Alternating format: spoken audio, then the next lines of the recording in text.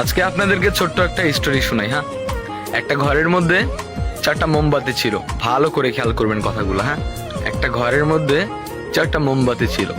তো সেই 4টা মোমবাতিরই আলাদা আলাদা করে একটা নাম ছিল। প্রথমটার নাম ছিল শান্তি, দ্বিতীয়টার নাম ছিল বিশ্বাস, তৃতীয়টার নাম ছিল ভালোবাসা এবং সর্বশেষ যেটা তার নাম হচ্ছে আশা। তো কি হলো জানেন, জ্বলতে জ্বলতে হঠাৎ করে শান্তি নামের যে মোমবাতিটি ছিল সেই মোমবাতিটি নিভে গেল, বুঝছেন। তা পাশে থাকা যে বিশ্বাসের মোমবাতিটি ছিল সে বলতেছে, যেখানে শান্তি নেই সেখানে বিশ্বাস থেকে আমি কি করব, আমিও নিভে যাই। তারপরে কি হলো, বিশ্বাস নামের মোমবাতিটিও নিভে গেল। তো কিছুক্ষণ পর জ্বলতে জ্বলতে ভালোবাসা নামের মোমবাতিটি বলতেছে, যেখানে শান্তি নেই, যেখানে বিশ্বাস নেই, সেখানে তো ভালোবাসার কোনো মূল্য নেই। ভালোবাসা থেকে আমি কি করব, আমিও নিভে যাই। তো 4টা মোমবাতির মধ্যে 3টা মোমবাতি নিভে গেল। কি কি নিভে গেল?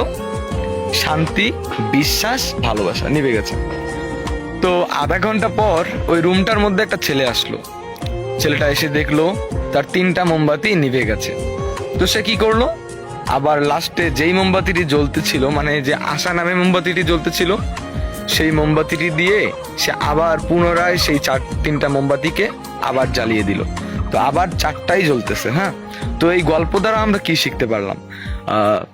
জীবনে চলতে গেলে শান্তি থাকবে না, বিশ্বাস উঠে যাবে, ভালোবাসা থাকবে না, কিন্তু কি কখনো আশা ছাড়া যাবে না। আপনি জীবনে কি করছেন, কি করেন নাই, কি করবেন, এগুলো কখনো ভাবা যাবে না। আপনি যেটা করতেছেন ওটা কন্টিনিউ করে যান, আশা ছাড়বেন না। স্বপ্ন থাকা ভালো, স্বপ্ন দেখুন, একটা আশা রাখুন মনের মধ্যে যে না আমি পারবো। ওইরকম করে যখনই সবকিছু উঠে যাবে, নিভে যাবে, সবকিছু মরে যাবে, তখন একটা জিনিস ভালো করে মনে রাখবেন, আশা ছাড়া যাবে না। সো গল্পটার মানে কি বুঝলেন?